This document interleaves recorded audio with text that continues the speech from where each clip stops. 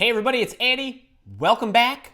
Part 4, final part of my 4-part free live workshop called Job Interview Communication. We are in session 4. Today we're going to talk about giving a presentation in a job interview, but you are going to be able to use these presentation skills and the things I'm going to teach you in anything in life. Well, at least your business life. So let me just make sure it looks like everything's working okay.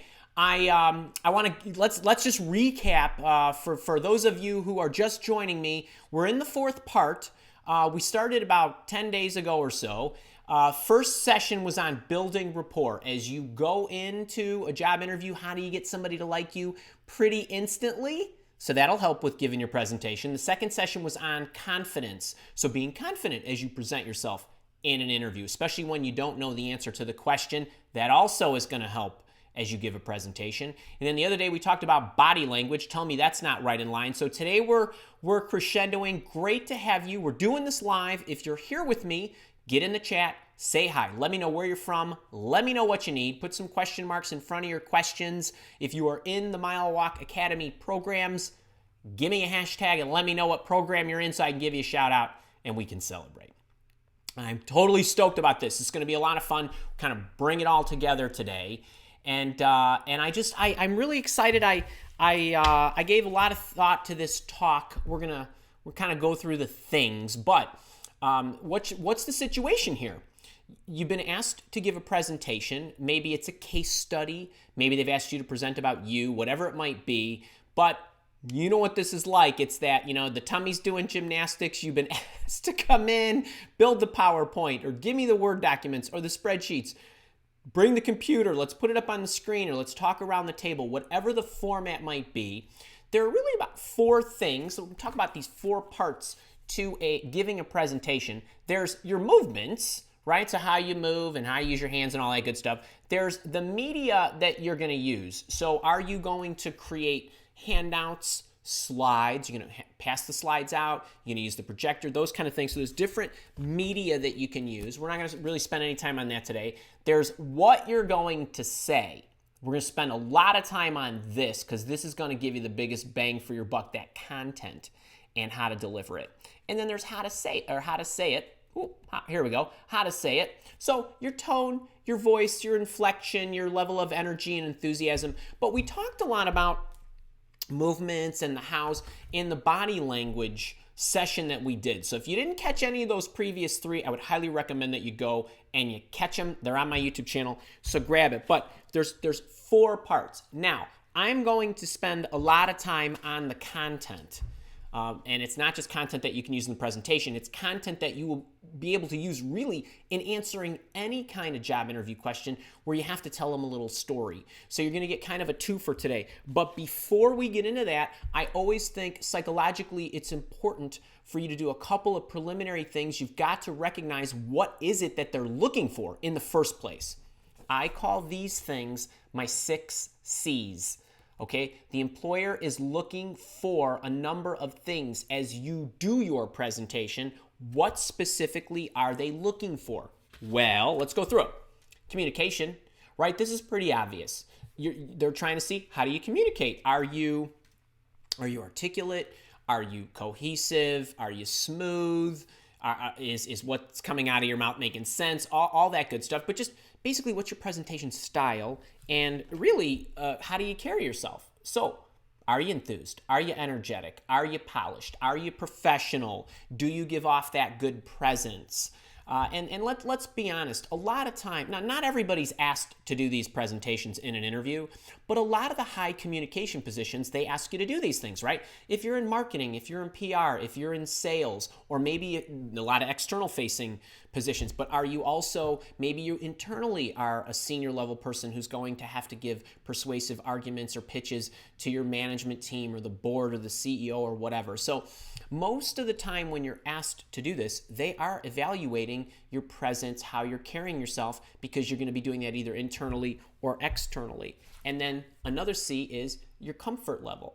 So are you comfortable with this entire environment, everything that you're doing? You might be clicking the clicker, you might be looking at the slides up on the screen, you might be talking across the table, you might be getting disrupted. Some of these some of these people who or employers who do this, lots of times they will just be on top of you. They'll be interrupting you. They want to see how you behave under pressure. So are you comfortable with all of this? That's another thing that they're looking for.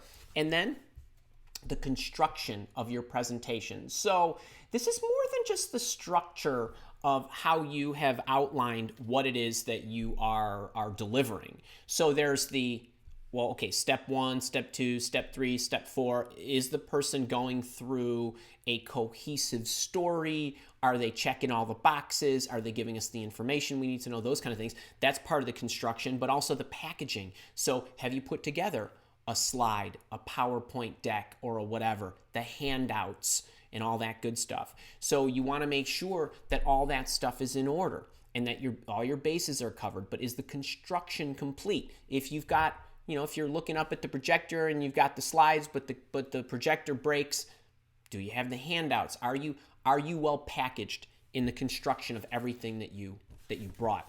And then there's the content. This, to me, is the biggest key of all. I mean, sure, presentations are about presenting yourself, but the insight and information and the sequencing in which you share it and all of that good stuff, this is where we're going to spend all of our time pretty much today. The rest of the talk is going to be on the content itself and how to generate the right content and how to deliver it. So this is what specifically are you telling us in the room? So are you actually identifying all the pieces of information that need to be covered in order to do whatever and accomplish whatever it is that the presentation is intended to accomplish? So what's the content?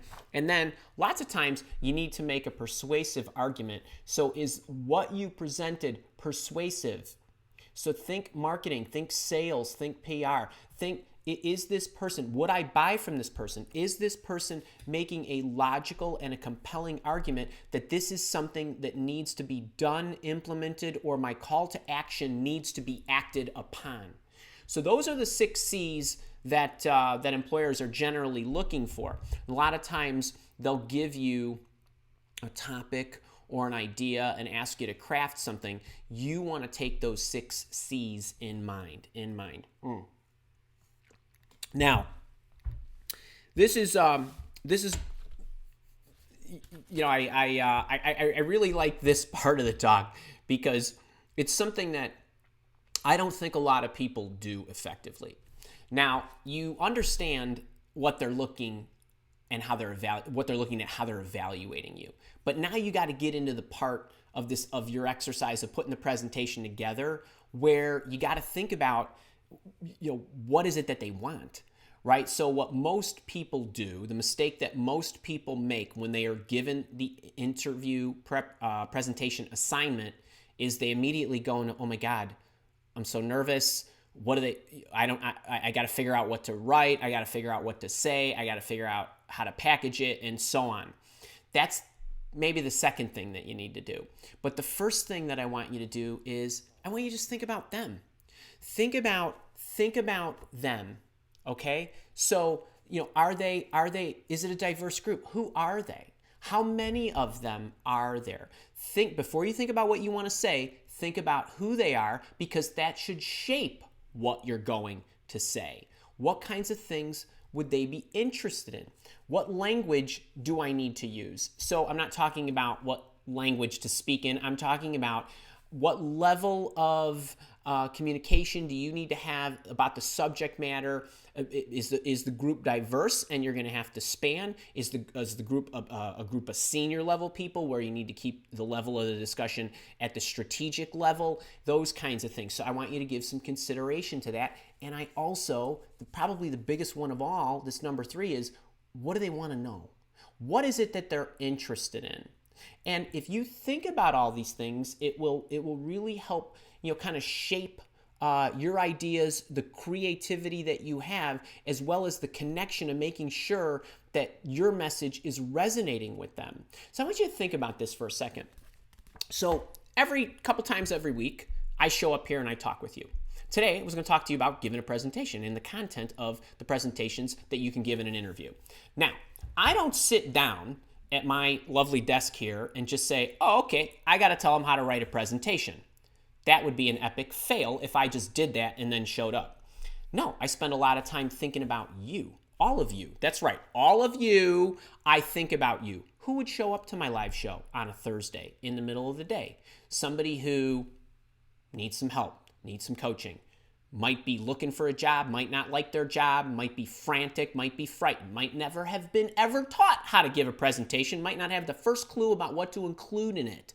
Probably nervous, worried, whatever it might be, but I know a lot of you are going through this stuff. Spend a lot of time thinking about that. And then, okay, so how do I break this down for them so that it will resonate with them? It will register with them. They'll be able to retain these ideas. They'll understand where I'm going with this. This will make sense to them. It took me 7 or 8 minutes to put this entire talk together today. It took me 30 minutes to think about you. So I wanted to tell you that because that's what I want you to do when you're putting your presentation together, because it's going to take you longer than 7 minutes. But think about that, 30 versus 7. So when I say think about them, I mean think about them. That's one of the biggest reasons I don't want to be presumptuous here, but I think one of the biggest reasons why you and I connect like this is because I spend a lot of time making sure that I think about you and providing you value in a manner that you need it delivered to you and that you can digest it. And we connect because of that, because I think about you, because I'm obsessed with what you need, not what I think I should teach you. So I want you to take that approach. When you go into your presentation, I want you to think about them the same way. I want you to loop this 11 minutes into this video, and I want you to watch it again. I want you to think about me telling you I think about you. I want you to think about them. This is the key to being genuine. This is the key to being likable. You need to figure out what they need. This is a big, big deal. So all you salespeople out there, what do your customers need? All you marketing people, who are the kind of people that have the issues or aspirations that you want to attract? Think about them. Okay, now, here's a little something. It isn't mine. It isn't new. You probably heard about this, but every response that you give, every talk that you give, every presentation you make in an interview ought to have 3 parts.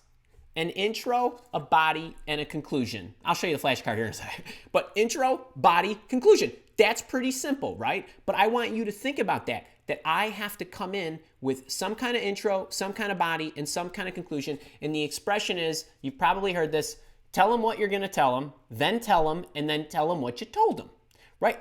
I want you to do this. Now, the magic in today's talk is not tell them what you're going to tell them, then tell them what you told them. Intro, body, conclusion isn't going to get you very far. The magic is, as we enter Andy land here, where I'm actually going to teach you what goes into each one of these sections, okay? Now, this is mine here, so now you're getting all me. I would like you to have a 60-second introduction that actually introduces you, what you're going to tell them, and all that good stuff, and that you frame it properly for them so that you are actually giving whoever is listening to you an understanding of what it is that they are about to hear. Think about that. These are great little roadmaps so that at any moment in time when you are telling me something, I know where I am on your journey. It makes my brain relax. It'll help me not interrupt you. It lets me know I can just sit back, listen, and watch you go through this, that you will get to that point or whatever. It also tells me how to listen to you. So think about interactions that you have. Think about friendly interactions you have with your husbands and your wives and your friends and your loved ones and whatever. If you said to somebody, hey, I'm going to tell you a little story. I just really want you to listen because I just want to share. They can be quiet. It's easy, right? They relax. If you say, hey, I'm going to tell you a story and I'm going to need your opinion at the end, then they're going to listen a little differently. They're going to hang on to certain things. They're going to know what they need. They're going to know what to discard and all that good stuff. But it is very, very helpful in raising the level of effectiveness of the communication. Now, here's specifically what I want you to tell them. In 60 seconds. Shouldn't take you any longer. For an hour presentation, certainly not. All right, 4 and 60. 4 parts to the intro. I want you to tell them who I am. I want you to tell them what I'll cover, so the topic. Give the quick outline. This is what does the framing.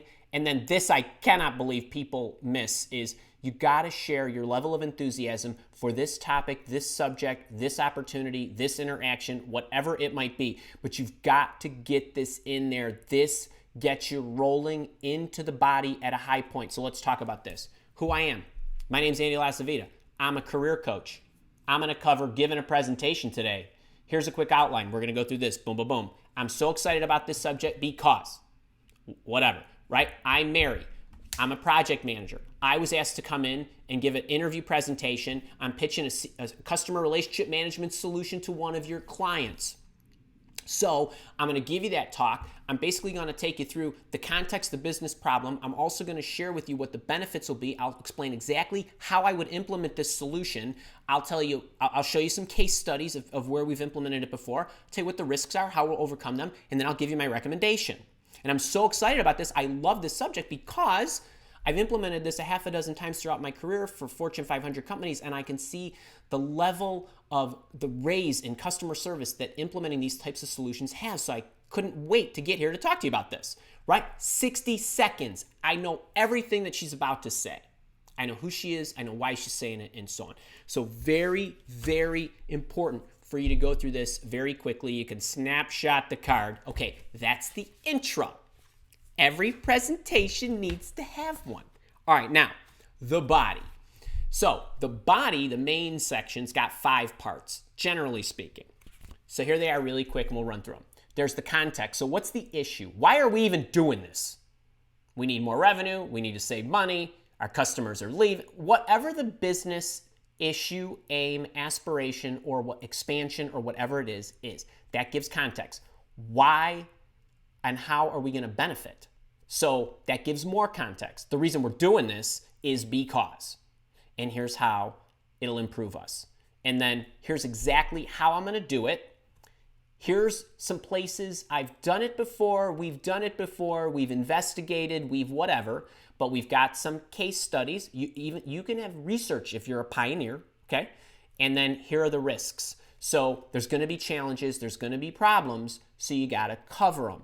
This essentially is the body of any story that you tell. And you could kind of move some of these things around, but basically this is the sequence you want to go in. You might expand some of these things. You might have to put some other things in, but the here's how is the biggest. So, I'm Mary. I'm the project manager. The reason that we need to put this customer relationship management solution together is because it sounds like your customers aren't happy. The wait times are long. They'd like self-service. They want to be able to access an app. You don't have state-of-the-art technology. They have problems with their products. You're losing them. It's difficult to onboard new customers and so on. So by implementing a new solution that allows them self-service, frequently asked questions, and all this other good stuff, as well as an integration with sales and so on and so forth, we'll be able to, whatever the benefits are, right? Keep our customers, reduce the turnover, so on and so forth. So you get all that up front. Then here's how we're going to do it. So the first thing that we need to do is we need to segment your customers to make sure that we understand who your most vital customers are. Those customers that either buy your best products, have been with you the longest, a combination of all. Those customers you want to make sure you cater to. 80% of your revenue is going to come from 20% of your customers. We need to find out who they are, and we need to evaluate their profile so that as we set up your new system, we're able to do that in alignment with those people who spend the most money with you, who you need to protect. As a matter of fact, we'll go out and survey them and so on. It's the first thing we need to do. Then we'll come back, we'll gather the requirements, we'll look at the systems, we'll see what's available in the market, we'll use a software package, we'll design the requirements, we'll implement the thing, we'll test it, so on and so forth, right? That's the here's how. And then here's where we've done this before. So there was this healthcare company where, explain it. Or I did some research and I discovered this is what it looks like we can expect. Here's how long it took them. Here's how long it took them to get paid back on their investment, and so on. So some evidence of the fact. What do I tell you guys? Hey, there was this woman, her name was Kelly, right? She's 50 years old. She wanted to change careers and she wanted to change locations and she wanted to start a new life. What did she do? She enrolled in one of my programs. She took the coaching that I gave her. She implemented these solutions. Here's what happened. Here's how many people she contacted. Here's how many people contacted her back, so on and so forth. So every time there needs to be some kind of story around where you did it before, how you know this, what your research shows you, and so on. What projections you're making, what assumptions you're making based on this never being done before. That's all case study related stuff, okay? Then nothing goes according to plan, right? Nothing goes according, wait, where am I? I'm backwards here. I'm in a mirror. Nothing goes according to plan, right? What's the quote I put in the interview intervention book from Mike Tyson, right? Everybody's got a plan until they get punched in the mouth, right? So we're going to plan this. Here's how we would go through it. But I already know what the challenges and the risks are going to be because I'm experienced in implementing this. So I know that anybody who implements a CRM solution encounters this challenge. It might be unique for you. We need to look at that. Here's how we're going to mitigate that. Here's what I think the risk is. Here's what the challenges will be. Here's what I think we should do to mitigate it. And in the event that we can't, here's the contingency plan. So there's some of the high-level risks that you want to call out in advance. What do I say when I give you a 14-day challenge about job searching? Hey, you're going to call that person. The challenge is going to be the person's not going to get back to you. Here's what you need to do. When they get back to you and they tell you no, that's a problem you're going to encounter. Here's what you need to say to them when they say no, right? We go through all of that. So you get all these things in little bits in all my presentations. So you think about those things. Think about those things. Think in advance the problems you're going to have.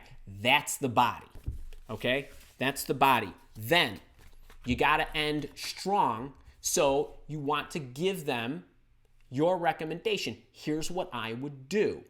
And here is the first thing we should do. So I recommend that we start a project. We actually, allocate the dollars. We'll go through what the estimate of the spending is going to be. The first step we need to take is to either review your customer segmentation strategy if you already have it, or we'll need to create one. I already have a list of CRM vendors. We can review them and so on. But that is my recommendation. That's the call to action. This is what we need to do. And if you don't do this, what's going to happen? What is the downside of not doing what I recommend? So the additional risk you run of not implementing this solution is your customers are going to continue to fall off at the rate that they're falling off, which is X, which translates into Y dollars you're losing, and so on and so forth, and boom. Now, your call to action could be, and you need to hire me. Otherwise, if you don't hire me, because I know all this, your company is going to have like the curse of the Bambino and forever going to be distraught because you missed out on an opportunity to hire the most awesome person. Whatever the call to action may be, just make sure you get it in there, okay? Intro, 60 seconds, body, 5 parts, give or take, and then what's the recommendation and what's the call to action? What's the next step? What's the next thing you need to do? Okay, that's it. That's how I would conclude. You can pretty much use that formula for any story that you tell. Somebody's asking you to walk them through your resume. Hey, Mary, I see you're a project manager. I noticed you implemented the Salesforce automation system here.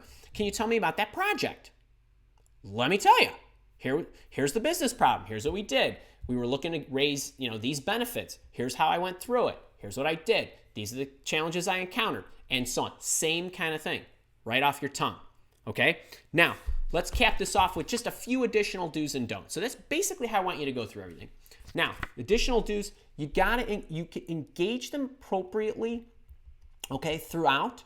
And the other thing is use stories where you can.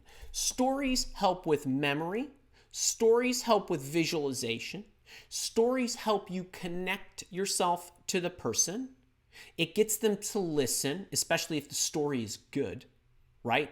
If the story is a little unbelievable, that's even better, right? If you can keep them on the edge of their seat. But try to do that throughout. Case studies, great spot for the story.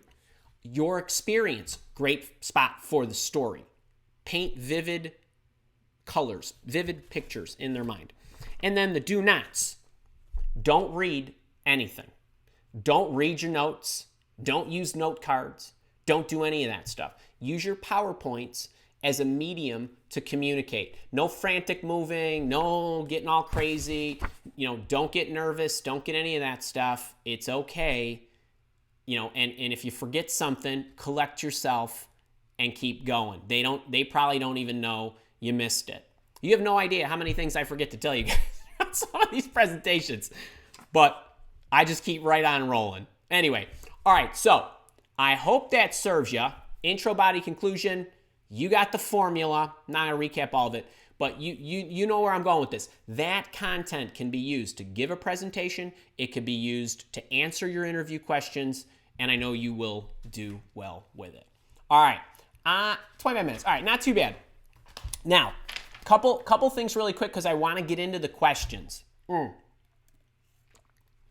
know I got a boot camp going.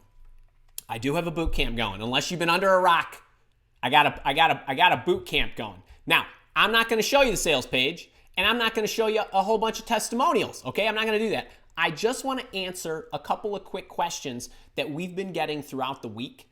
And I know a lot of you that are here attending, you are the ones that are investing in yourselves, whether you're investing time with me just here free on the YouTube channel or whether you want to jump into this program. Maybe you're on the fence.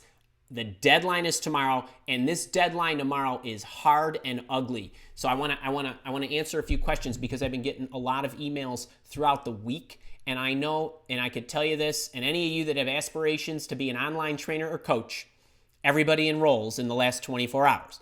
But you get some trickles along the way. Everybody's got their questions. Everybody's on the fence. Everybody waits till the last minute. Everybody yells at Andy because they get an email the morning of and they get a last minute reminder or whatever. They're wondering why I'm sending all these emails because everybody waits till the last minute. But I've been getting a lot of great questions and I just want to answer a couple of them. I've got 5 or 6 here. I'm going to answer them really quick and I'm going to show you a slide and then I'm going to talk. I'm going to show you a slide. I'm going to talk. Okay, real quick. Kara, how am I doing? Let me go back here. I just want to make sure. Okay, so how's everybody doing?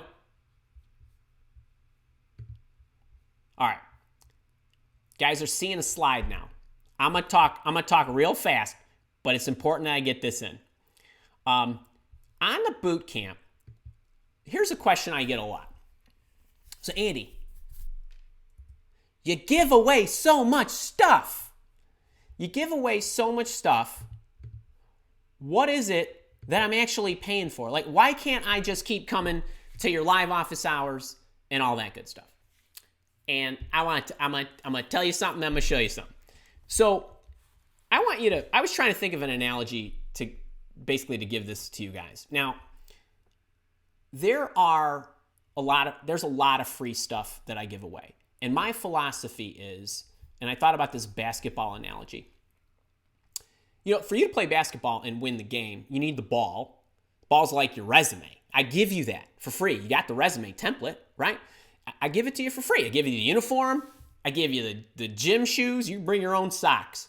I give that all away for free because what I'm trying to teach you and what I think is worth paying for is the strategy and the execution of making the shot and then winning the game. I don't want to sell you the basketball. I want to teach you how to be Michael Jordan. I want to teach you how to dribble like him, play defense like him, score like him, win the game like him. That's the difference. A lot of other trainers, they want to sell you the basketball too. They want to sell you the uniform. I don't care about that. I give you the resume template. I give you the interview intervention book for free. I'm giving you all that stuff. I want to teach you the strategy and how to win the game.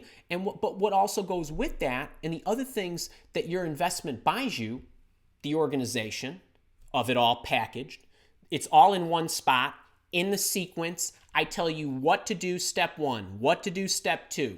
I'm with you every step of the way. You got questions? I'm there. You're paying for the organization, the level of depth of what's in there. So the free stuff tells you what to do. The paid stuff tells you how to do it and gives you detailed tools and templates, some of which you think you're getting for free, and that's great stuff, but all the other stuff in the bootcamp is so much more detailed. Not to mention, I'm there to help you. So you got the community, you got me on an ongoing basis. So when you put your questions in the system, I answer them. When you come to the private bootcamp or group coaching sessions, I'm there to answer them for you. And I make sure that I do that. So, I mean, when you think about it, that ongoing support, the live time with us, the fact that you get access to the system for life, the upgrades for life, you get to come back to all of any of the 24 to 30 private live coaching sessions that I have throughout the year. That's the stuff that people pay for. The other thing is I give you a refund if you're not happy, you have that insurance. But the other thing is the access to me and the others, I think is a huge thing, because it's not just good enough to take the template. You got to know how to use the template. You got to know what to do when they punch you in the mouth and they don't respond, or they say no, or whatever. All of that stuff, you have access and help to that. So I think that's important for you to know. And if you're wondering, so I feel like I'm pretty active as a trainer goes, and I'm here a lot, but I have a lot of inquiries that come in every day. I answer all the paying members' questions first. So people that are paying members of the Mile Walk Academy in solutions and packages where we offer this support, their questions get answered first. Then I have my blog and my YouTube channel. On the YouTube channel and the blog, I answer people who are subscribed to me first. Then if you're not even subscribed to the channel, I may or may not get to your stuff, but I'm certainly not going to give you the level of responsiveness and the level of depth in my responses. So wait, that's another reason why you should be subscribed to my YouTube channel if you're not actually in the Mile Walk Academy. But I want you to know that you pay for the strategy and the execution. And I get these questions a lot, and one of my favorite responses is David. Check this out. He sent me this message a little while back, but I peeled this one off this morning because I love it. But a week ago, prior to joining the boot camp, I wasn't sure if I could get any additional value over the 80 plus YouTube videos I already watched. My fears were unfounded. The boot camp goes much deeper and connects what you should do with why you are doing it. If you don't think that understanding the psychology and the why behind what you do is important, you will never know how to react on the fly when I'm not sitting there in your ear talking to you about what you should do. But when you recognize why something occurred, what they're looking for, how I should approach it, how I need to alter my approach from the template I gave you that was free that you downloaded a month ago, that's important. Not to mention, I'm there for you when that situation occurs. So that's what you're paying for. That's what you're paying for. All right, let me go to the next one. And let's just talk about this for a second. All right, what's the format and schedule? So I get this one a lot. I know there are, we've actually changed the format over the years. The boot camp, everything on the boot camp overview page, that's available. You don't have to wait. I don't weave it in over time. I don't do tricks to make you stay in the program if you're not happy. I give it all to you. It's all recorded, all the modules, all the bonuses, all the extra Q&As, all that stuff is there.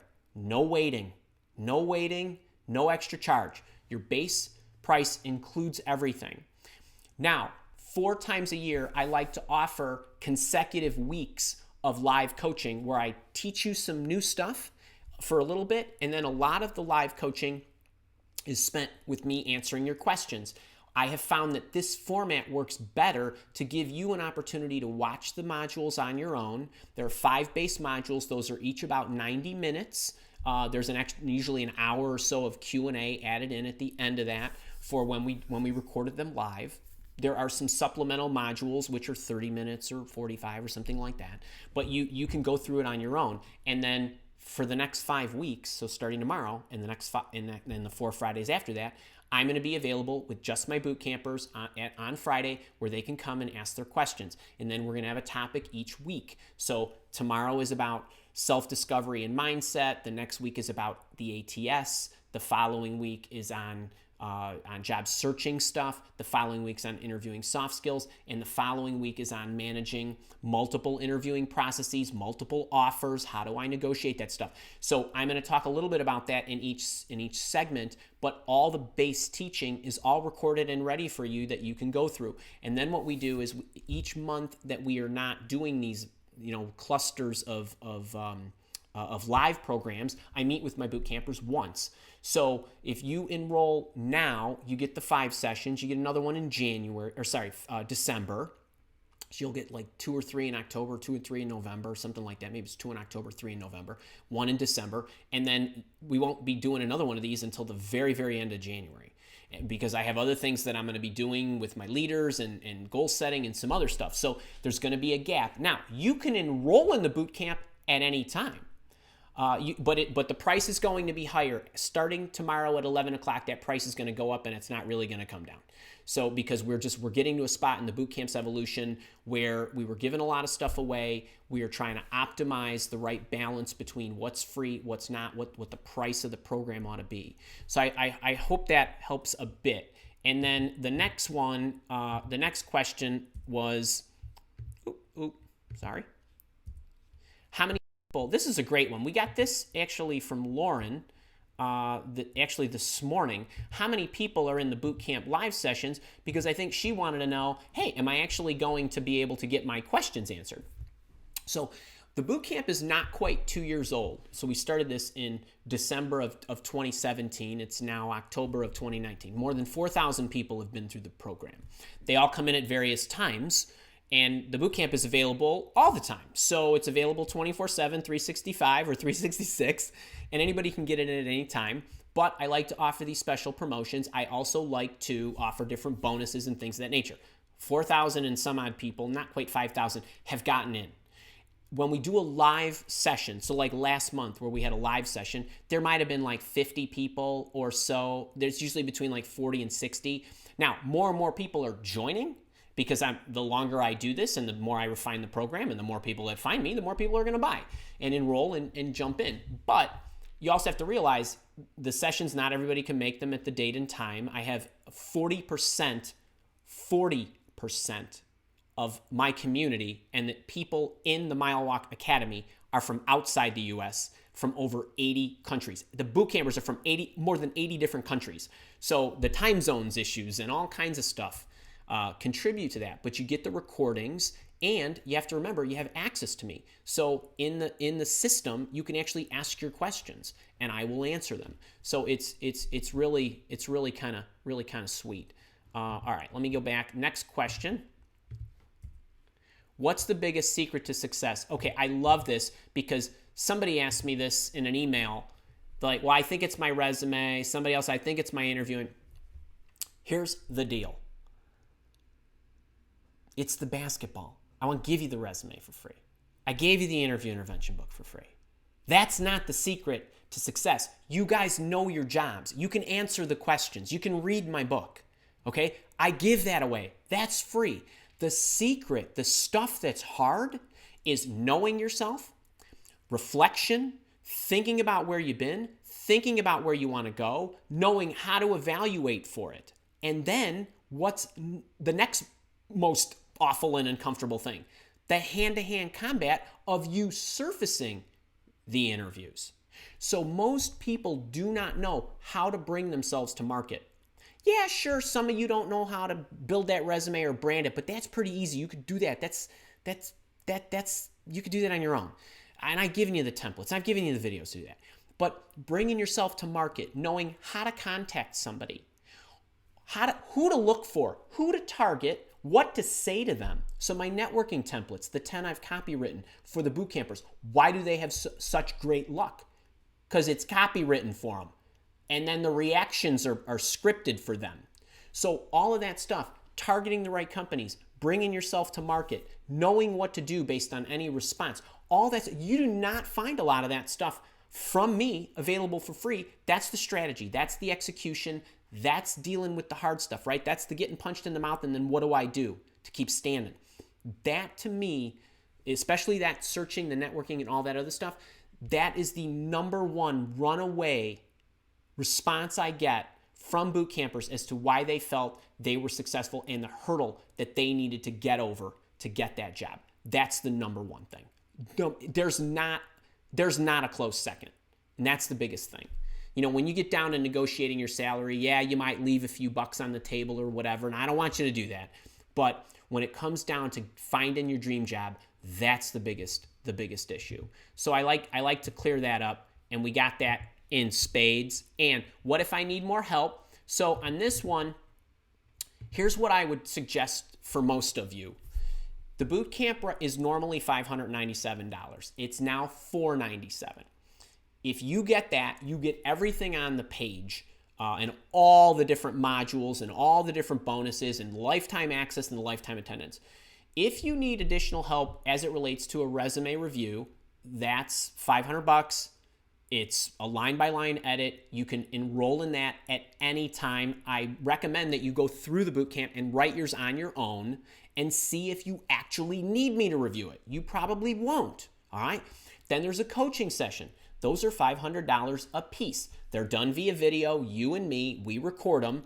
And here again, what normally happens with the boot campers is a lot of them get in, they go through the stuff, they get their job on their own. Some of them, and this could be anybody from mid-level, lower mid, or lots of times we have a lot of senior people in this, or career changers.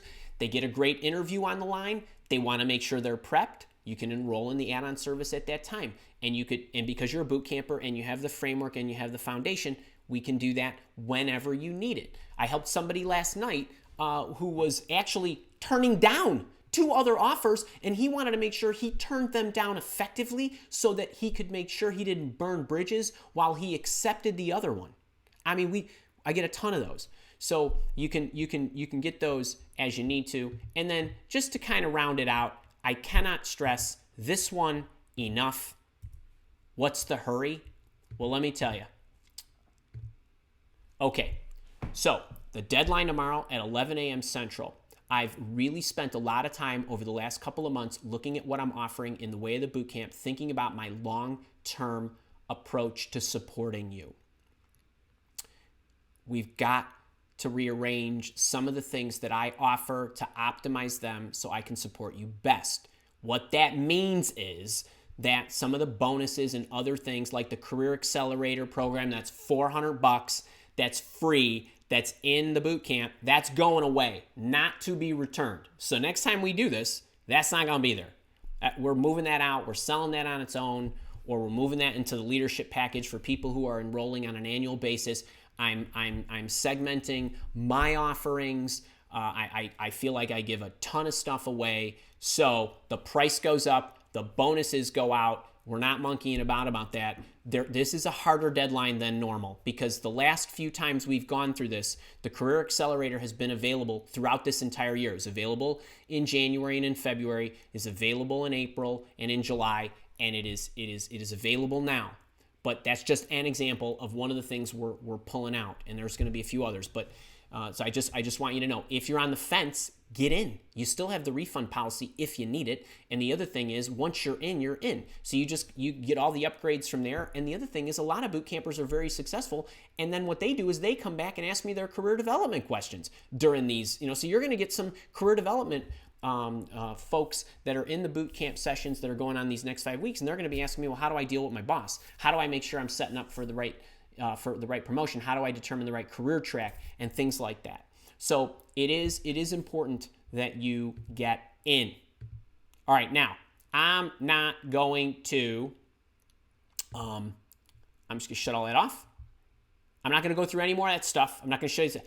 But I did want to clarify that because I have been getting a lot of questions. I love the questions. I mean, I love that you guys are engaging. I love that you are taking a peek at it. That's all I ask, right? If you're on the fence, take a look at that. I've been flooding you with testimonials and all kinds of stuff. The stuff works. It works. These are their words, not mine. So really, really take a look. And if, by the way, if you are in the boot camp and you are here with me, share your experience. You are helping somebody get the deepest level of support with the best tools.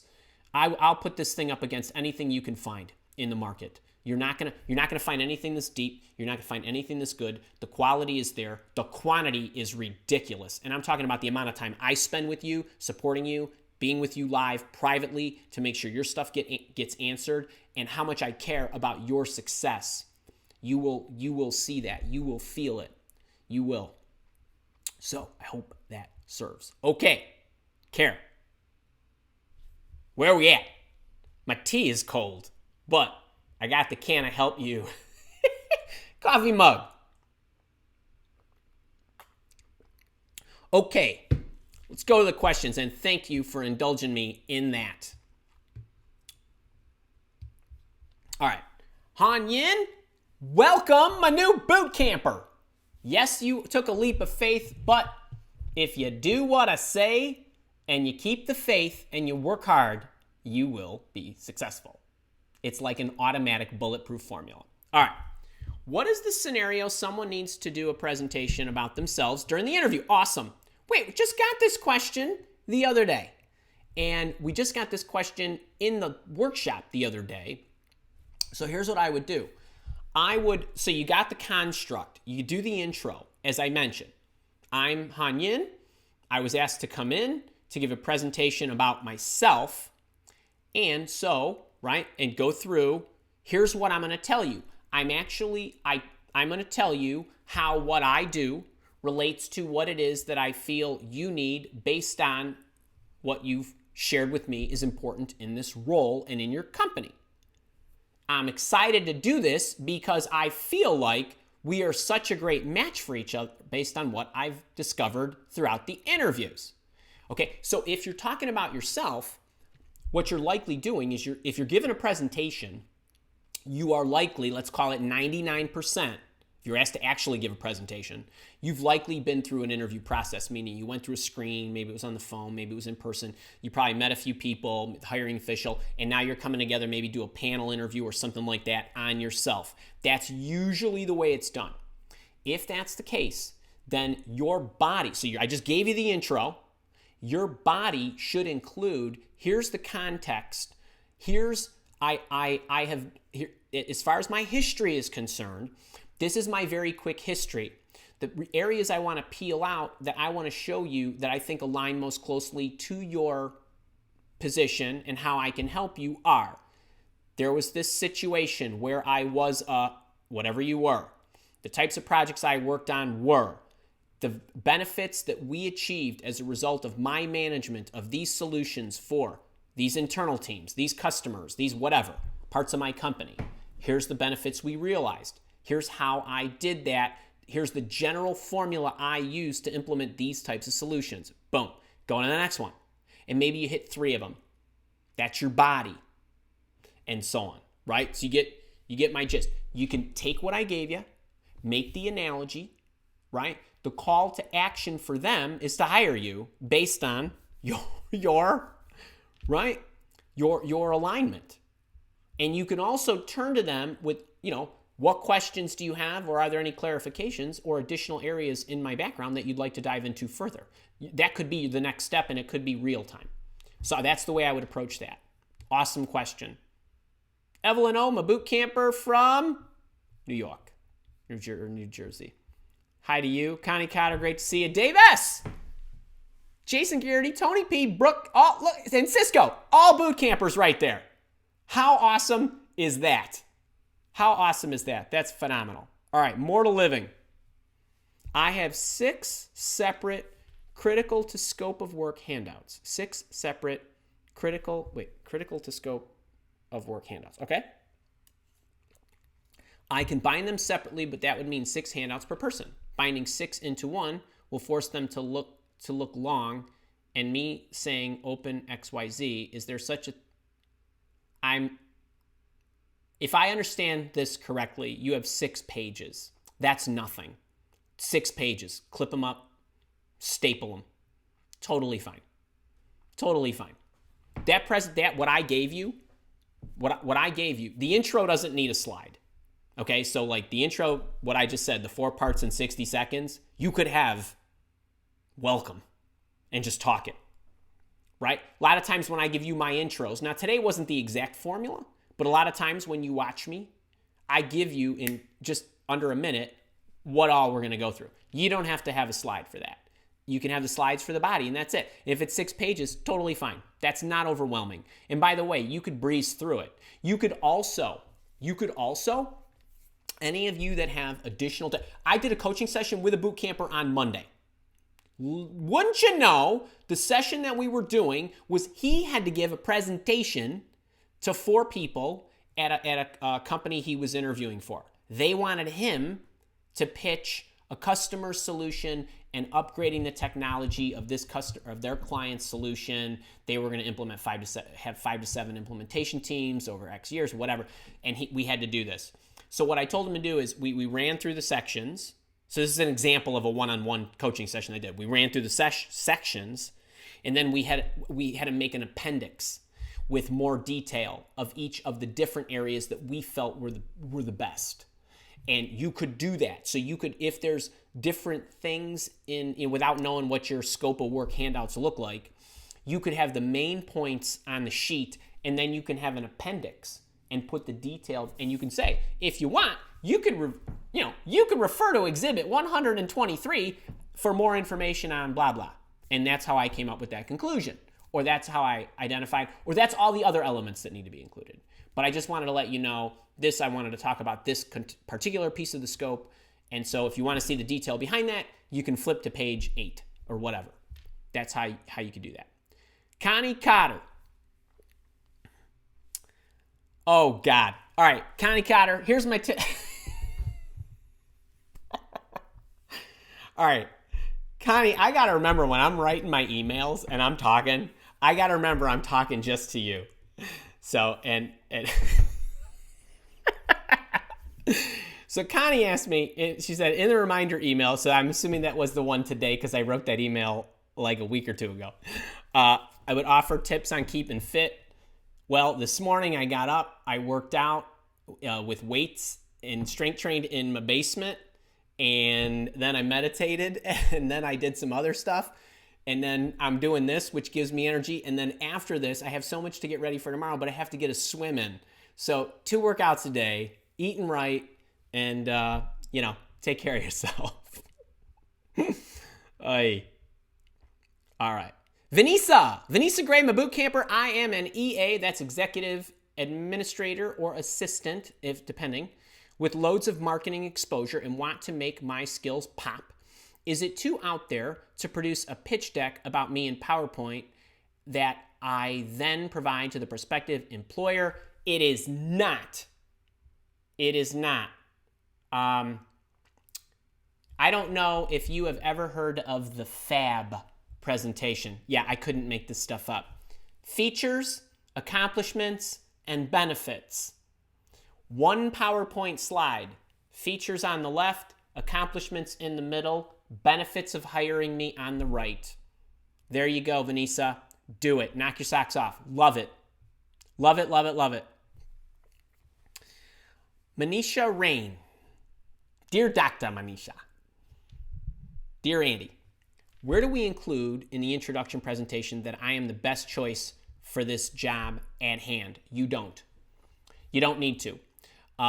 So you want to make that statement after you provide them evidence. So Manisha and everybody else who is familiar with my interviewing process and then thank you template, this is analogous here. So if you go through an interview, we want you to send a thank you. The most important aspect of the thank you email that you send is the middle portion, which explains why you are the best candidate or a strong candidate for the job. In that middle paragraph, you are basing that on evidence based on the discussion you just had, and you are reminding them of the correlation of what you bring to the table and what they need. Okay, you can't do that effectively before you've shared all that. So at the end of the presentation, you could do the same thing. So you could say, okay, break, stop. Okay, great. And as you can see from what I just explained to you, your need for it as you've expressed during the presentation and so forth, you can see why I'm such a great fit for you because. And you're verbally giving them your thank you live. That's where I would put it. I would put it at the back. I would not, it's kind of, Manisha, it's kind of like negotiating your salary in the first phone screen. Don't want to do it. So that's where I would go with that. Frank Caprino, hey man, is this included in any of the boot camp modules? This particular one that we just did today is sprinkled throughout, not packaged this very same way. But Frank, you will have access to this. I'm not, I didn't intend, or I at least at the moment, don't intend to take this down. So you'll have it on the YouTube channel. I don't have a handout or a workbook. The boot camp has handouts and workbooks. And when we do the next iteration of the boot camp, I might roll some of this stuff in. But there are many, many elements that are in the boot camp that aren't out in the public domain, as you can imagine. This piece here just isn't in there yet. Evelyn O. Some people's voice shake when giving a presentation. Is it the breathing, nerves, or both? How do you control that? Okay. Best trick you will ever get from anyone about giving a presentation. Stage fright, nerves, shaking, voice cracking, short of breath, anything. The reason that occurs is because you are thinking about you and how you look. That's right. You need to think about them. Do you know, I don't care if I fumble my lines here on this show. All I care about is helping you. That's it. I don't ever worry about it. Camera goes on, there's no butterflies. I'm so excited, like I can't turn the camera on fast enough kind of thing. Okay? If you are giving a presentation and standing up in front of 500 people, there's no such thing as stage, like you're not scared of the stage, you're scared of how you look, and you're scared to be embarrassed, which is silly. You got nothing to lose. You got everything to gain. Your mentality and how you look at it, if it's in a service standpoint, you'll be much better. And when you go into an interview, you got to think about, these people are going to walk away better for having known me, and I am going to open their eyes, and that's a service to them. And they don't have to hire, if they don't want to hire me and they got somebody better, that's fine. But go in and have fun. And so your outlook with this has a lot to do with what happens. And you're lots of times your brain cannot determine, your brain doesn't know reality. Your brain knows what you feed it. Feed it, I'm going to go and have fun with this.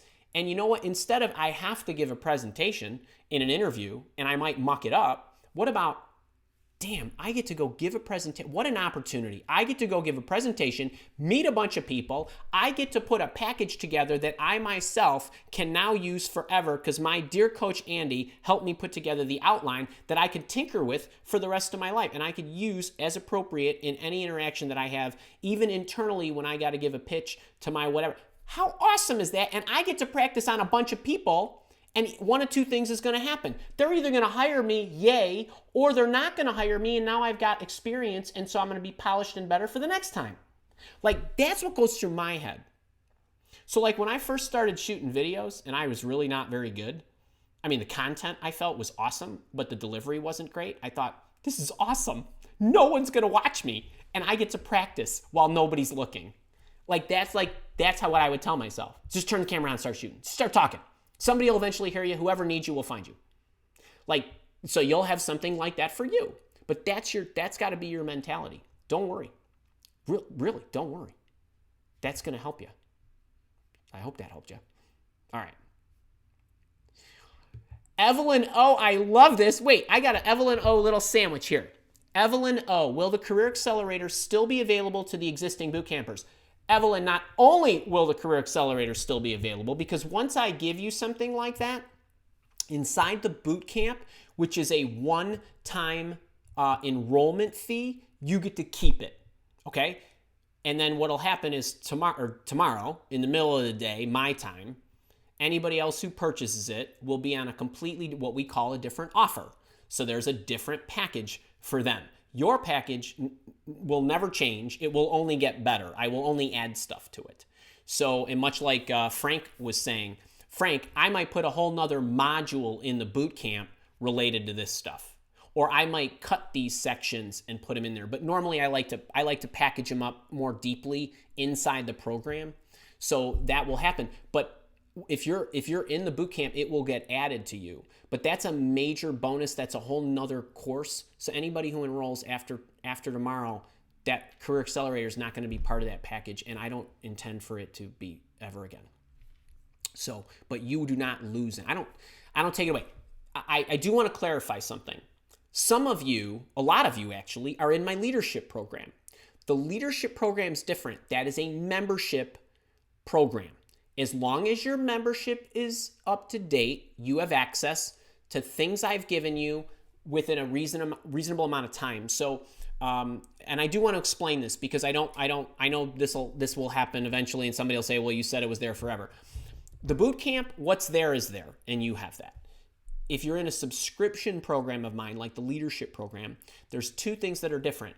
You have access to all the elements that are in the leadership program, like the Career Accelerator is a bonus in the leadership monthly program. The goal setting masterclass for those who are on the annual package in my leadership monthly live program, it's an asset. If you discontinue your membership, you lose all of that. The other thing is you only have 6 months to watch my archives, so I don't leave them up forever. So if you are in the leadership program or you are thinking about getting in my leadership program, you need to get in and you need to watch the building confidence session and you need to watch the focus session because they're going to disappear here soon. So we go back like 6 months. So you need to make sure you stay current. But for boot campers, the package is the package. You get in, you're in. Okay. I don't know if that's Mrs. CCH or MRS CCH. Question on the boot camp: are there success stories from those 50 plus women looking into job returnship programs? Yes, we have those. We have returnships, testimonials. We have since I don't know what your name is, and Kara maybe can clarify this, but we have some testimonials in the emails. Like there's one, I wasn't making that up like in the show today when I said Kelly Kennedy. She, over 50, changed careers. She changed cities and had 2 job offers because of the boot camp. And she posted that on the YouTube thing, and so we cut it out and we tossed it in the email. I've gotten 3 or 4 from people with that demographic doing just that thing. So when you talk about returnship, you can factor in that you are, so we got a bunch of stay-at-home moms and dads that are returning to work, and some of them are in their 40s and 50s, right? Let's not split hairs. They got to get back into work. You need to know how to target that. You need to know how to package that on your resume. You need to know how to package that in your cover letter. You need to know how to package that in the interview. You need to make sure that you're looking for the right stuff. Just because you're going back and you're returning to the workforce, you are dangerously at risk at choosing the wrong stuff if you've not done the self-reflection stuff. People think, well, I'm just coming back to work. I just need to get back to work. No, don't do that. You need to do some self-reflection and some self-assessing. You need to go through some processes that are going to help you not only look for the right stuff, but advertise yourself appropriately as you target them. All that stuff's in there. And I'm here to coach you through it. So it's there. And we have loads of success stories. We have another woman was out of work for, all you need to do is look at the emails for whatever's coming today, tomorrow. Another woman off work a year, not only over 50, actually exactly 50, was in media sales.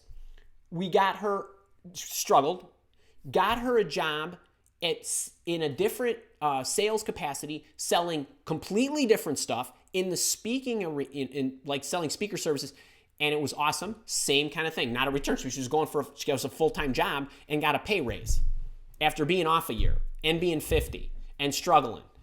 So, I mean, living in a remote place and working remotely now. So, I mean, I can go on and on about this. Mr. Design. Presentation interview tomorrow for a creative manager role. Yay.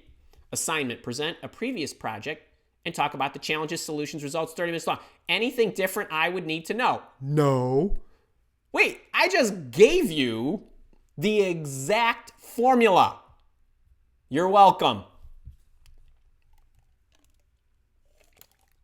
I don't know if that's JL or JI. Last week, I had a presentation at a place where my research had nothing to do with their mission, but it was a scientific position. Was I correct in presenting my research to them regardless? So, I have multiple thoughts on this. It's a great question, Jay. And I don't know if you've seen 3 Keys to Ace Any Job Interview, which is my free recorded webinar, which you can go and watch at any time you like. I stress the fact that the person who gets hired is not the most qualified. Interviews are not about reality, folks. They are about perceived reality or perception or interpretation or whatever. The person who connects the dots most effectively of how what they do and know and the skills that they bring to the table and the value that they can add align to what it is those people, those employers, that unit, that guy, that gal need at this moment, that's the person that gets hired. So if given a choice, if I'm given a presentation, I would ask different things. So let me take this opportunity to give you some additional information that I didn't include in the talk, but I think is important. Number one, what's the subject matter? So if they say, we want you to give us a presentation and we're an IT services firm. Okay, I can give you an IT talk in general. Do you have a particular industry that you concentrate more on? Yeah, 50% of our work is in manufacturing. Okay, if available to me, I'm going to come up with a manufacturing IT implementation. You want to get as close to what they need as possible. If the area was not aligned to their mission, I would have said to them, okay, so a lot of my experience has not been aligned to your mission. What's the most important thing that you want to be able to glean from the presentation?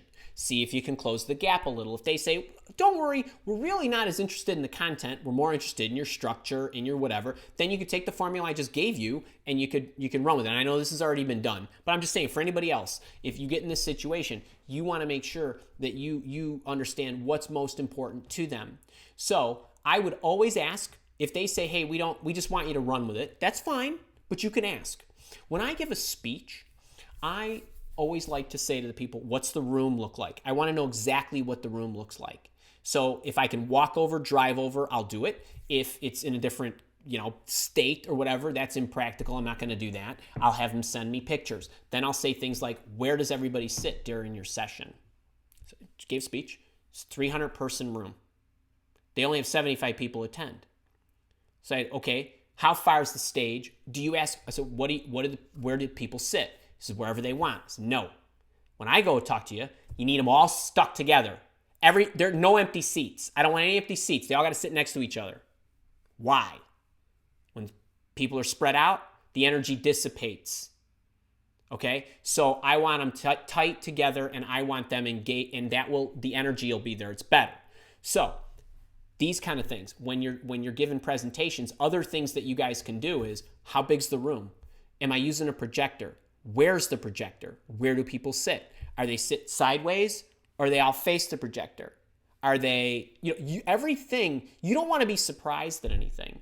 So I would ask those things. And if they say, well, we're not sure what room, is anybody going to be on the speakerphone? Is anybody going to be on a video? Is anybody, you know what I mean? Is anybody going to come late?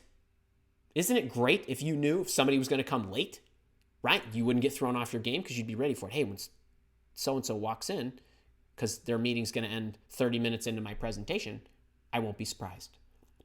So all these things matter, but really to emphasize for you, get at what they want as closely as you can.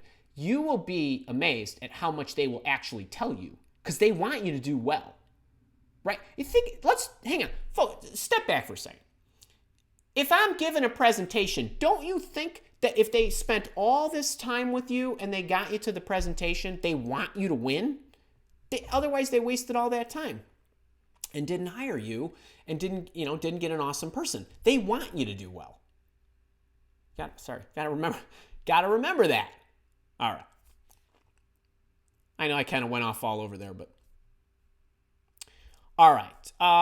Karina, awesome. I have a presentation tomorrow. This is awesome, man. I love that you guys, do you know that I pray every day that when you need me, you will find me? And I love when people say, oh my God, Andy, I just saw this video. I couldn't believe it. I needed this for tomorrow. I love that. All right. I have a presentation tomorrow. Already prepared to present my background CV in a PowerPoint format. Any other suggestion other than what you've already mentioned? So no, and Hanyan, he just asked about that. I kind of gave you, a little bit more there in the previous answer, I think it was the first answer that I gave today. So I hope that helps and lots of luck for you. All right. Let's see. Side notes. Here we go. Lots of great comments from... Oh, God. All right, wait. I have not been into the chat. Joe Winter, Tim Gales. Look at these guys. Alina. Oh, so nice to talk to you yesterday. Go get him, girl. You guys are all awesome. Steve G. Hey. Parisa. Minnesota. Melvin. Ryan Elliott. Hey. Dan C. Dan's a boot camper. Uzoma. Kelly Kennedy. Hey, Kelly Kennedy, where your ear's burning. She is awesome. And your success story made the emails, Kelly. I hope you somewhere in here are sharing your story, because you are an inspiration to women all over the world at any age, doing anything. But older demographic, 50 years young, and changing careers and changing towns. How awesome is that? Deborah, awesome to have you. Varun, hey. Stacy Gilmore, great to talk to you. Looking forward to, I'm going to send you a message about our Zoom next week. Let me see. You guys, I'm just kind of buzzing through. I just wanted to say hi. Oh, you guys are awesome. This just warms my heart. It really does. Okay. All right. Oh, God. And you know what? I hope you guys are,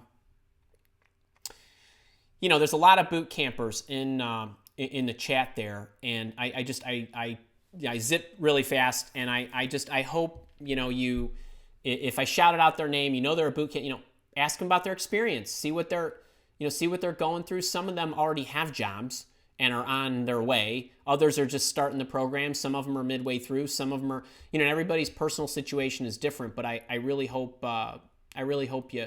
It's a community. It's a community within a community. So, all right, let me get back to Han Yin is a boot camper. Remind us, what is the feature of the leadership program? What does it cover? So for those of you, I know some of you are real familiar with me. Some of you are not so familiar. And some of you probably just found me this morning. I have a job search curriculum that I teach on. You can see that it's noted by all those YouTube videos. We have the boot camp as a job search program to find your dream job or change careers or whatever you want to do related to that. I have a resume writing program. I have an interview intervention course. If you're a boot camper, you get all of that stuff. If you're in the boot camp, you get everything I have related to careers. The other things that I have, related to job searching. The other curriculum that I have is leadership and high performance, or self-help if you want, or self-development if you want to call it that. So I have a monthly leadership program, and you can enroll on a month-to-month basis and cancel anytime, just like Netflix. Or you can enroll for the year, and there's it's a little bit better package, and it's half the price. And if you're a boot camper, you can enroll on the month-to-month for a lower price. The annual price is the same for everybody because it's a pretty steep discount. And what we do in the leadership program is we meet every 4 weeks, usually on a Wednesday. We're about 7 or 8. I don't know exactly how many. We're maybe 7 or 8 in now. And I focus on leadership and high performance capabilities for you growing. So you don't have to be a leader. You could be 22 if you want. You could be 72 if you want. And we pretty much have everybody in between. And I teach on things like building confidence, focus, making great long-term decisions, making persuasive arguments, habit building, listening skills. I just did a whole talk on energy. How is it that I do everything that I do and maintain the highest level of energy virtually every minute of the day, aside from me sleeping? So I gave them everything on that. So that was a great one on everything, on the way I plan my day, how I look at it, how I plan my day according to energy, what I do to keep my energy up. I went through diet, I went through exercise, I went through sleep, I went through the pillows I use. I give everything.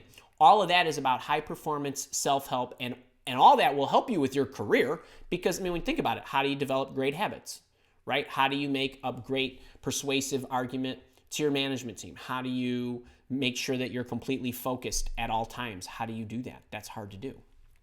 So all that is there. And then what I do is I teach, you get the recording, you get a workbook. The workbook in the leadership program is very detailed. It's literally like a written book for you each month.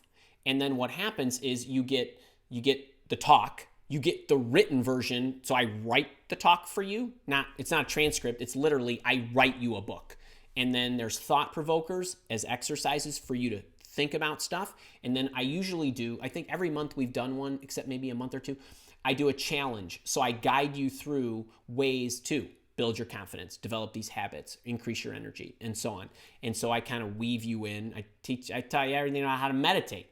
So, we go through that. It's a great, great supplement because I want you to get your job and then I want you to perform really well.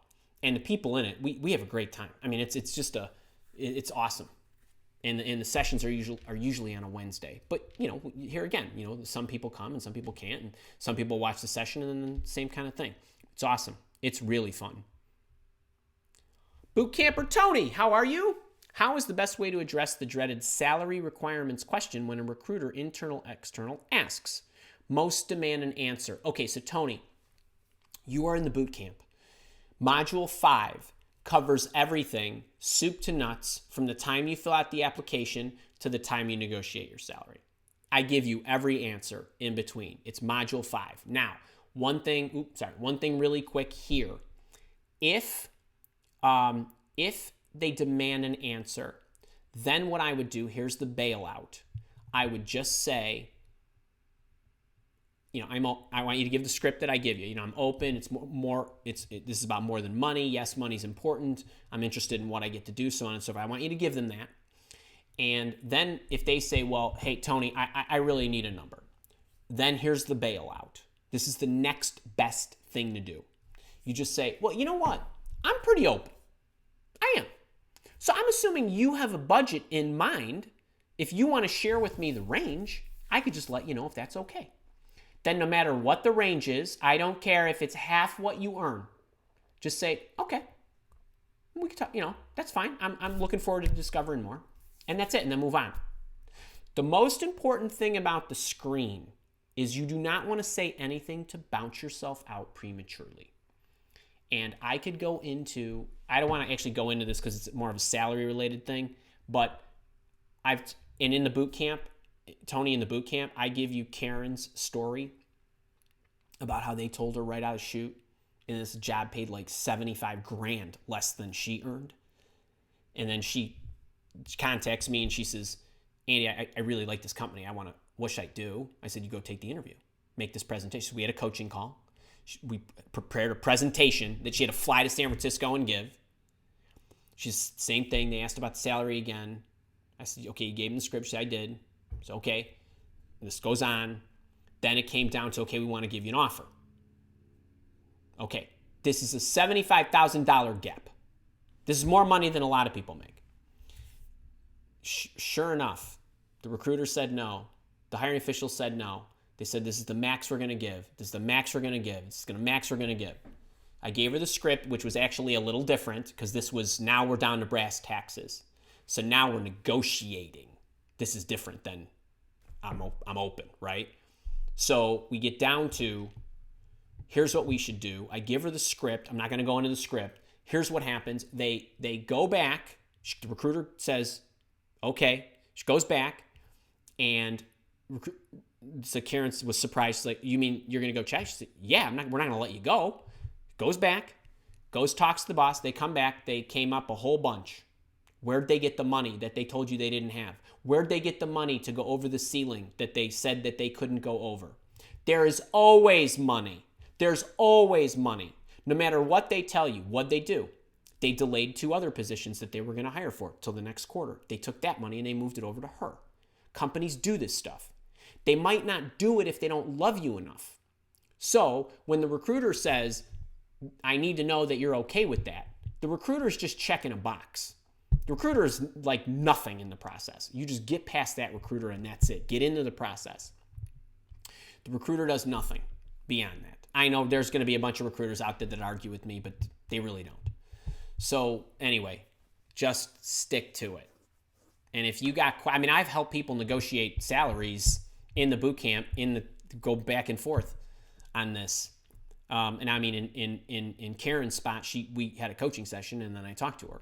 But sometimes that happens. It was worth the $500 for 75 grand. I mean, it was, I would say. Okay, Ryan Elliott. I have a networking partner that I will be meeting today. He worked with a company for 30 years, got a new job, and after 2 months was let go. Should include the 2 months on his resume. Okay, yes, he should, and he should have a good story for why that is. All right, Connie Cotter, Andy Land, a super fun, motivating edge. It sure is. Andy Land is a fun place to be. And when you're in the familia, we have lots of fun. We do. All right, Alina G, preparation tips for a job fair. Love it. Alina, watch my 5-minute video on how to spend your 5 minutes at a job fair. And hopefully Kara could just give you that link. Hanyin, what happened if you oversell yourself? The hiring manager might think you are after his job. I would not worry, and let me tell you why, and I don't think I've ever said this to you people. A players hire A players, B players hire C players. So, because B players are threatened. So they always want to hire somebody they think is not as good. A players, they don't care. Leaders build more leaders. They don't build more followers. I don't want you to over talk, but there's if you're still engaged in the dialogue, there is no such thing as you overselling yourself. There is selling past the close, which means you already got them. Stop talking. They already said, I want to hire you. And until they say, I want to hire you, then you don't shut up. Don't worry about it. Kara, game all night. Sorry, that's Kara sending me stuff. Kara, game all night. I have a presentation having to show training skills, but I have been told I move too much and am animated. Should I slow down? I don't know. I might love you running around the room. I can't tell you that. So you have a presentation having to show training skills. Now, I don't know if you move too much. Just because somebody said you move too much doesn't mean you move too much. I say to you, move with a purpose. Don't go walking back and forth across the stage. You don't need to do that. You move towards somebody when you're focused on them. That's moving with a purpose. Somebody asks a question on that side of the room. You walk toward them and you lean and you look. This is using your hands, pointing, and all that stuff. Say, okay, move with a purpose. Parisa, I have an important phone interview tomorrow morning. The interview is in German language, which is not my mother language. While interviewers are native German speaker, any advice? Yes. First, let them know that up front. I hope that they already know that. They should know that. You should have obviously mentioned that, and hopefully they will be understanding. That's my advice. Lauren G. Andy, I'm trying to change careers and relocate to a new country at the same time. Love it. Good for you. I have a degree in the new career. Excellent, but not the experience. That's okay. Do you ever recommend having 2 resumes? One related to experience in my old field and one related to the career change, just to be able to get my foot in the door for the move and then find something in the new career after? Or should I just focus on putting my efforts into the career change for now? Lauren, I love this question. And so I want to say this out loud. I'm going to say what I'm thinking out loud. I know I say stuff. You all then take me literally and don't always factor in all the other variables that go along with the counsel I provide. So let's just say I didn't read Lauren's email or Lauren's chat. If somebody said, Andy, do you recommend I have 2 versions of my resume? I would say no. End of story. Next question. That's true. I don't recommend that. My recommendation for all of you in this life is design it for what you want and then go out and figure out how to make that happen. You need to invest in me? Great. You need to invest in you? Great. Let's do it. Let's figure out how to do that. That's my way. That's how I work. Failure is an option, because if failure is not an option, then neither is success. And you need to be able to take the lumps and do whatever it takes, because you are going to do that no matter what. Okay? That's how I would love for you to live your life. Now, what I don't know about you, Lauren, is why do you want to move to the new country? Are there going to be visa issues? What country is it? How do they treat the people? How do they treat foreigners? There's a million different things, but let's just say none of that matters at the moment. The fact is that you want to move. Now, You have a degree in the new field. I would already start altering my resume. I would have a career profile, and then I would have a career profile as it aligns abilities-wise to the direction you're moving. Then I would have your education right below it. This is an exception. You're a seasoned worker, but you have a different goal than a lot of people who are just changing jobs. And you also have other complications, which is you're not just moving. You're moving out of the country. So you have other variables that we have to factor in. I would create a career change resume. I would move my education to the top. I would think long and hard about why I'm moving to that country. I might look at other alternatives depending on who you are. So are you moving because your partner or your husband or whoever is needing to move to a new country? If that's the case, then you're going to go and you're going to have to figure this out. If that's not the case and you're single or you're married or you have a family or whatever and you just think it'll be cool to move, then what I would say is, sure, you can look, but you also ought to consider international companies in the location you currently are to maybe somebody could transfer you there. I've also shot videos on career changing, which I hope you've watched, everyone, about the fastest way to make a career change, the career changer playlist that I've created and all that good stuff, because I give you a lot of the tactics there. Now, in people in the boot camp, they get my 12-step methodology, which is the most detailed stuff that I go through for those who want to change careers. That is a module in the boot camp, or it's a bonus technically, but you get that.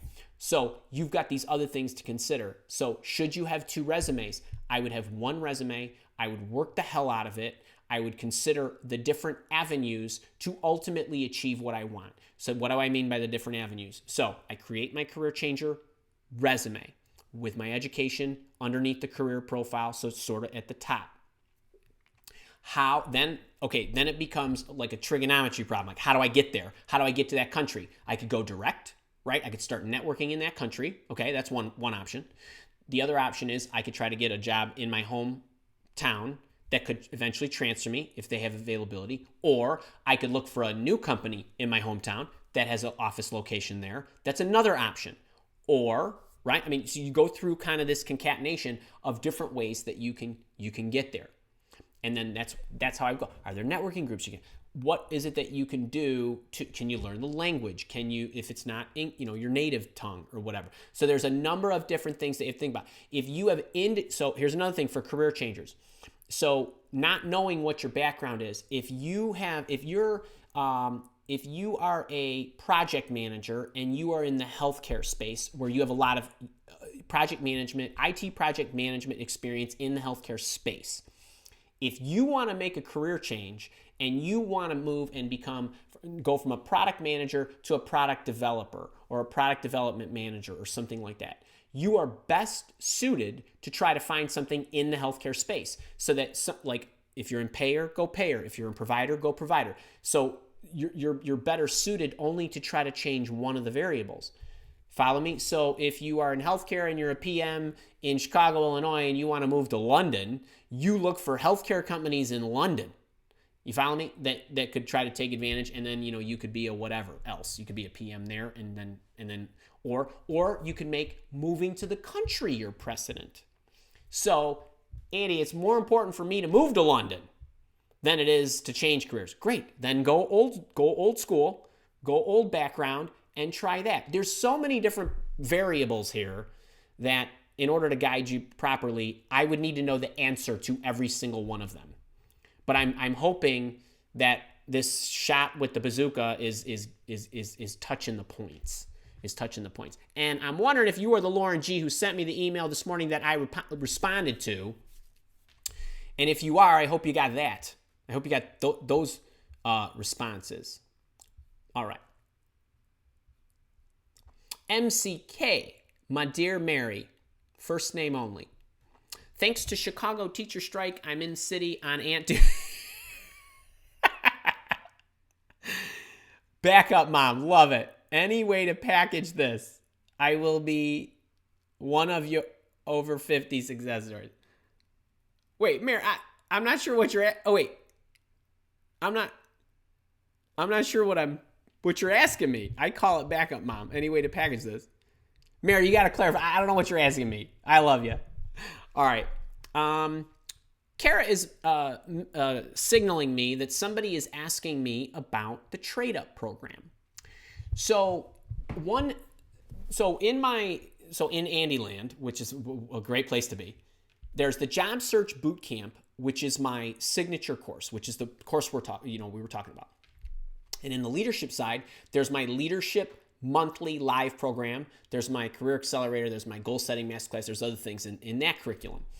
The boot camp is the kind of the mothership of all things job search related in the Mile Walk Academy. So there are people that have enrolled in my resume writing masterclass, whether they've paid $297 or if they've been super fortunate and got it for the $49 thing that's about to end, or they've bought the interview intervention course for $297 or whatever it is.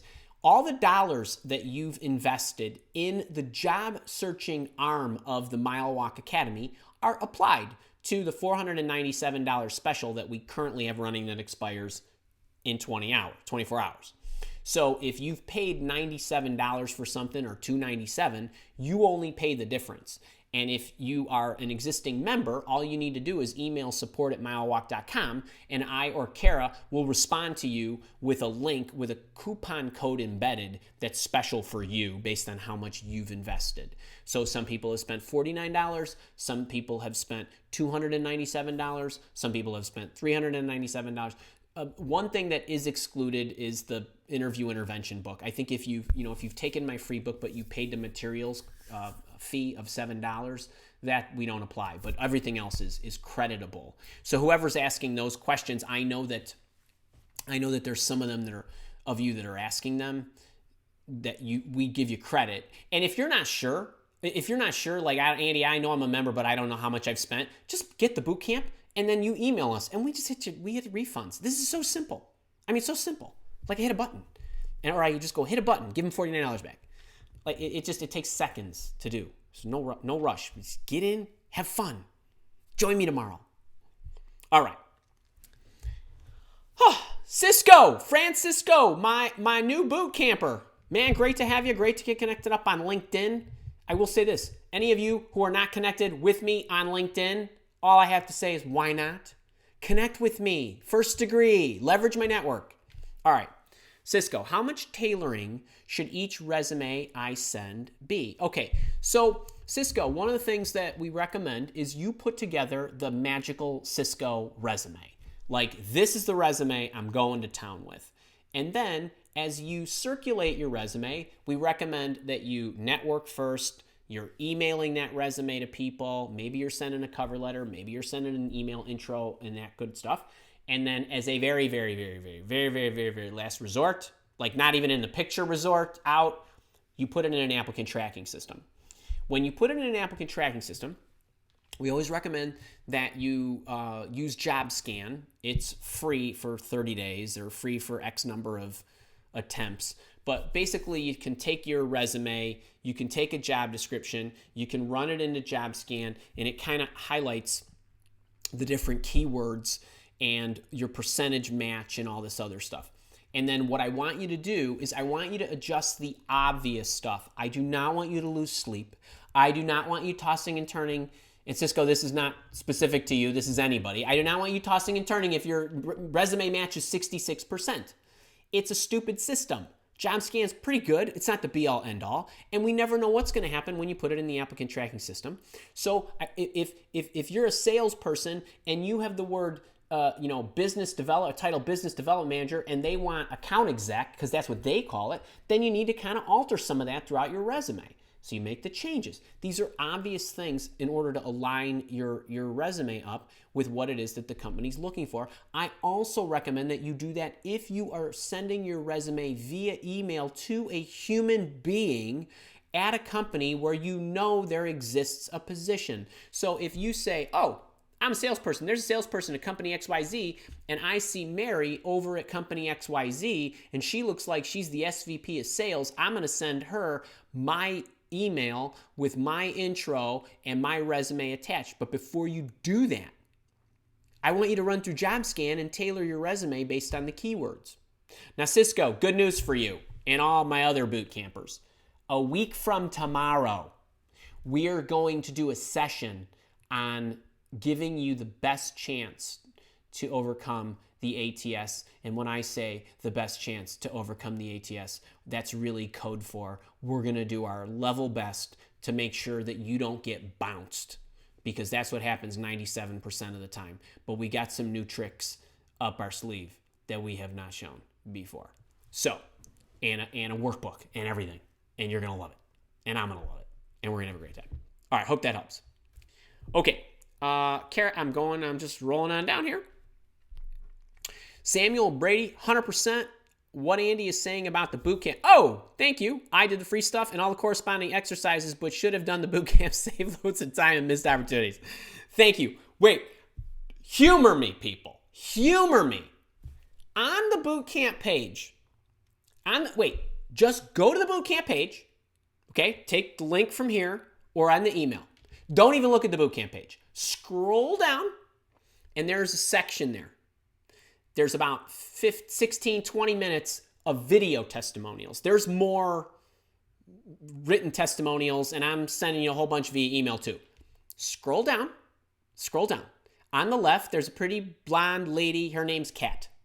You hit that button, and she's the first video testimonial, and you listen to what she has to say about saving time and saving money and going from frantic and no job to doubling her salary within weeks because of the boot camp.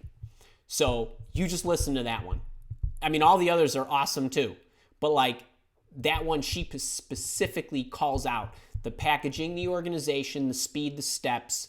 She's like, you're going to waste a ton of time trying to piece this together when you could go boom, boom, boom, boom. Here's what I did. Here's what happened to me. And true story. And for real. Deborah, sorry. Boot camper, yes. I went months without having an interview. After Andy's boot camp programs, I get multiple interviews a week. It is true. And you know what? If you join the boot camp, Deborah, sorry, because she's damn awesome, has a WhatsApp group going. It's like a buddy system, and they focus on my job search challenge, which is when you know how to do that. Now, I put my job search challenge out in the public.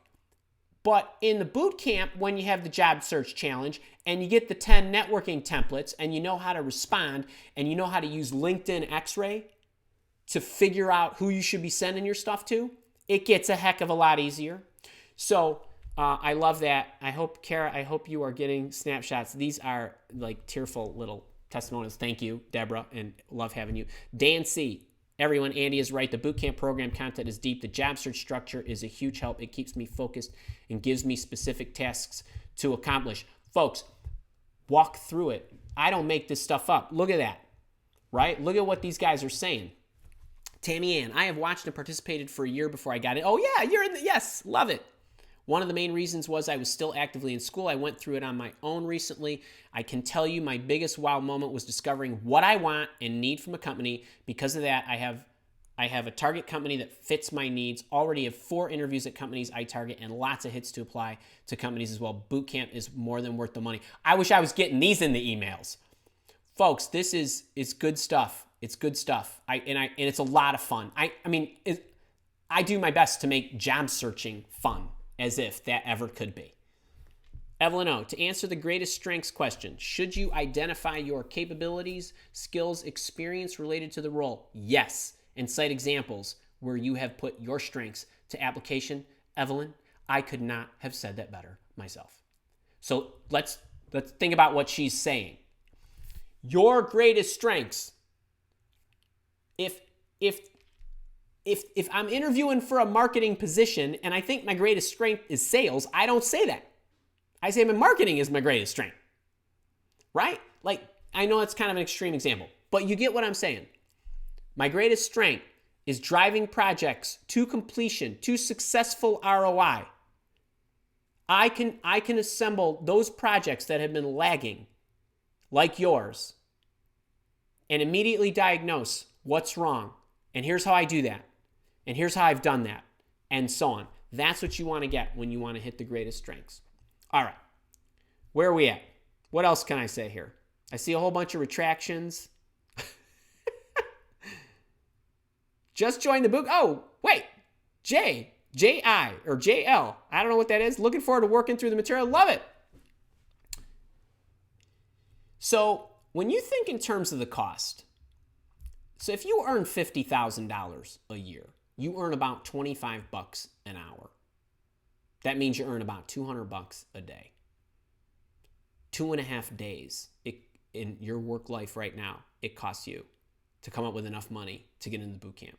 Do you not think that I can find you your next job 2.5 days faster, or 3 days, or 4 days, or 8 weeks, or 8 months? If you earn $100,000, you earn $50 an hour. That's one long day's worth of work. You're gonna tell me I can't beat you by a day? That's when, and you know, a lot of these people, they get in, they pay $500 for the boot camp.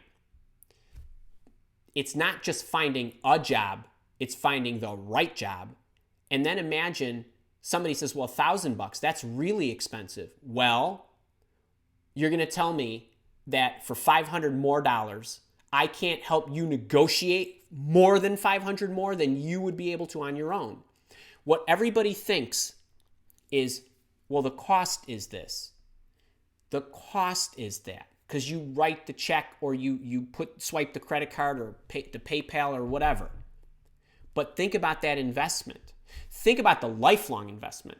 Think about the level, the tactics, the things we're going to teach you, the camaraderie, the organization, the being able to come back to ask your questions, the ongoing support, my ability to help you find the right job way faster, negotiate for way more, or sell yourself more in the process that then leads to more. $500 is a lot, or maybe it's nothing. Actually, we have really struggled. This boot camp, we really feel it should be $997 for the base price.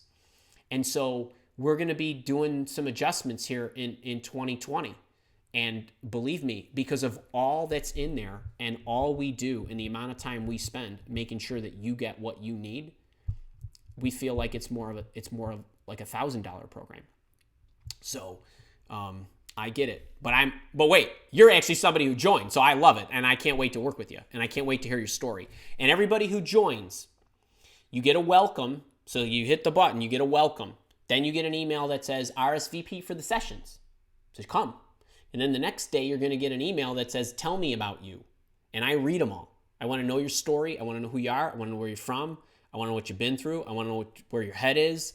And I read them. And actually, I have a dozen or so I got to read before tomorrow. But I try to keep up, and then I respond to everybody to welcome you in and to get to know you. How do you think I know all these people? How do you think I know what they do? Because they tell me what they do. And I can't wait to meet you. All right. Alina, best support system community when searching for a job and for a lifetime. You are welcome. And I loved talking to you yesterday. That's awesome. Glad I caught you in the grocery store. All right. What else? Kara, come on. I know we got 3 minutes left. All right, listen. Here's the deal. You're going to get an email, I don't know, today, tomorrow, whatever, kind of last call thing. Check them out. Give it some thought. Reach out to some of these people. Ask them their experience. But I think you get to know, I think you get a feel for me. This matters. It matters to me. And then next week, we're on more of a skeleton live hours, because I'm spending all my time in my boot camp. I'm prepping for my boot camp stuff. I'm giving them all the energy I have. Check the Mile Walk Academy live calendar of events to figure out where I'm going to be and when. I'm not going to be live twice a week with the public, because I'm going to be helping the boot campers. And October's the worst time of the year to look for a job. And the boot camper's talking about getting all those interviews. This is the worst month of the year. The reason that I like having this in October is because I want to give you help when you need it, because it's hard. And the other thing is November and December and January and February, those are the highest months. They start to go up. But in November and December, you have to make some adjustments to like the normal way that you would go about searching. So I'm there for you. I can help you with that.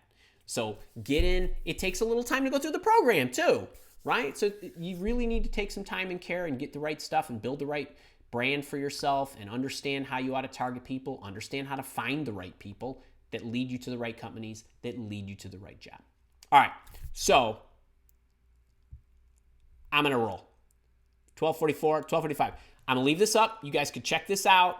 If you want to revisit how I answered those questions, those FAQs about the boot camp, you can go back to that. There is an FAQ section at the bottom of the boot camp page. Go check out Kat's testimonial. Go check out the other testimonials. Give some thought to what you've been hearing here. And Kara and I will be keeping an eye on our emails for any questions that are coming through. But the one thing you can take comfort in is there is a refund policy. Now, I don't love to brag about that, but if you're really, really squeamish, it's there. And if you're nervous and you get in and you think, oh, this isn't going to help me, which I think is crazy because it will. But if it doesn't, you just send me an email and we'll let you go. So, but I know I can help you. I know you can get to where you want to go. Look at the testimonials. Look at the emails. Look at the comments from people inside the Mile Walk Academy system. Look at what they're saying. You are going to see the word impossible a lot. You are going to see that word a lot. And you're also going to see the word confidence a lot. I thought it was impossible. You made the impossible possible. You made me more confident. Now I know what I was doing wrong. You're going to see all that. It's there. That can be you. And definitely read the last email from Corey. You'll get that sometime tomorrow. All right, you guys, be good. I got to go prep for my boot campers tomorrow. And all you boot campers, hopefully I'll see you tomorrow. And those of you that are not in the boot camp, I hope I'll see you tomorrow. And if not, be good. Lots of luck. Have a great weekend. I'll see you sometime next week. Take care.